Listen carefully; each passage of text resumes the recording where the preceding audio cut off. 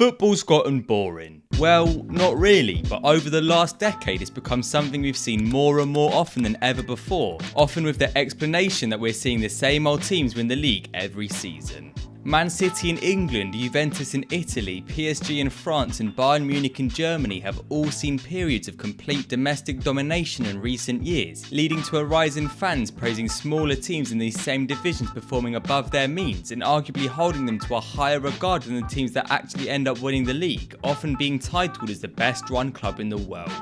And so, because I apparently have nothing better to do, and also because I haven't done a video like this in over a year, I decided to investigate and find the single best run club in the world. Except I won't be. Because I'm only a one-man operation on this channel, I don't have enough time to heavily research every single club in the entire world. And so I've decided to limit this study to only the top 5 leagues, which all happen to be in Europe. And so the title of the best run club in the world has kind of been watered down to simply the best run club in only 5 divisions of one continent. Although that's not so catchy, so for the rest of this video I'll keep referring to them as the best in the world. Now with that out of the way, I guess it's time to explain how exactly I've been able to come to the conclusion of the best run club in world football. Starting things off, I decided it would be best to use data to help me reach my conclusion, because as much as I'd like to think I'm a footballing genius, there has been the occasional time on this channel where I may have been proven ever so slightly wrong. Anyways, I felt like a 10-year time frame would be the best for this study, using the end of the 2013-14 season as a reference point, as I felt like any longer than that and you'd start seeing previous regimes impacting the success or failure a club is working at, and any shorter than that could simply be a purple patch that isn't really overly accurate on the strength of a club's system.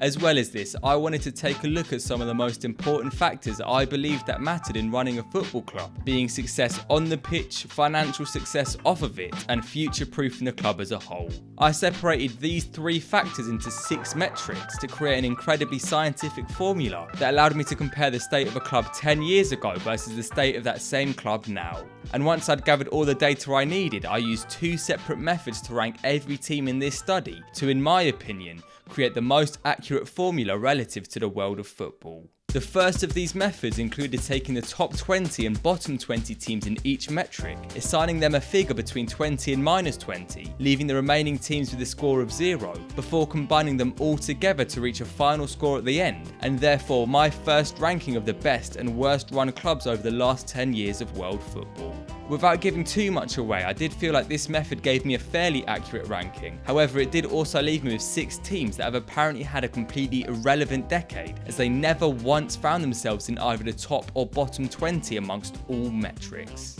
And so with that, I also created a second method of ranking this data, which involved using every single team, giving them a number for each metric between 1 and 96, and then combining all 6 numbers to create a final table. Of course, this method wasn't exactly faultless either. It quite harshly, in my opinion, saw teams like 2-time Conference League finalists Fiorentina rank below Everton, as well as Real Madrid, who arguably have the most exciting young squad in world football and have won the Champions League 6 times across this study's 10-year period, ranked as just the 32nd best run club, only 3 spots above Barcelona, who quite clearly haven't been run anywhere near as well over the last decade. Luckily for me though, using incredibly complicated maths, I was able to combine these 2 methods into one final ranking to give a better representation on who the best run club in the study actually is. On to the answer of this study then, and the top 10 best run clubs in the entire world look like this, with Strasbourg top of the list.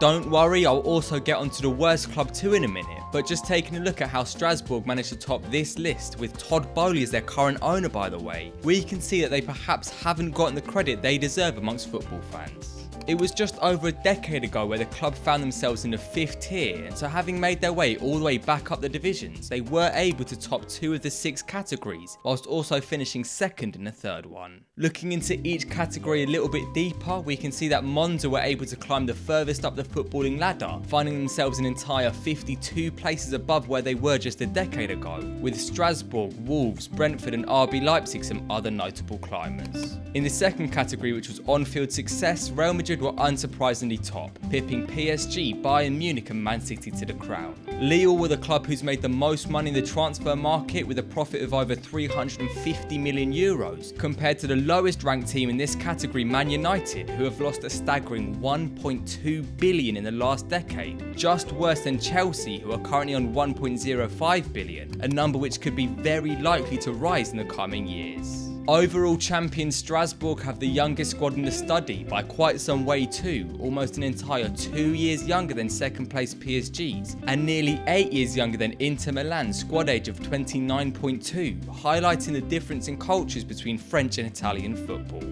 Real Madrid also saw the highest rise in value as a club, now worth over 769 million more than they were in 2014, with Strasbourg seeing the highest proportional raise in value, having been worth just €500,000 back in the summer of 2014. Now on to the other side of this video, where we get to see the list of the worst run clubs in the world, with the bottom 10 featuring 3 Spanish teams, 2 English, German and Italian sides, and just 1 French one. Ironic because not only is their league overall seen as the worst of the ones in this study, but they were also the worst team entirely in Saint Etienne, something not too surprising when you look a little deeper. Not only were they the only club to have gone down in overall value in the last decade, but they also found themselves being relegated down to the second tier in 2022, despite at the time being the most successful club in Ligue 1 history, with 10 league titles to their name. I won't go too much further into their catastrophic decade though, as I'm sure it will make a good video at a later date, but I did want to mention Everton and West Ham as the English sides in the bottom 10, perhaps a little bit harsh on West Ham, who saw themselves as the second worst overall, despite having some of their best ever years recently. But it's not really that surprising when you remember some of the big money flops they've had over the years, as well as looking at the state of the club before David Moyes rejoined at the start of 2020. Napoli and Roma also found themselves as possibly the biggest clubs in the bottom 10, both having absolutely mental leadership structures, with the former probably being a bit hard done to, given at the time of writing they are top of the league for the second time in just 3 seasons. However, Roma can't really have too many complaints, with rumours going round at the time of writing this that they're set to sack manager Ivan Juric to replace him with Daniele De Rossi, who they also sacked just a few weeks ago, something that's not exactly what you expect to see from a well-run club.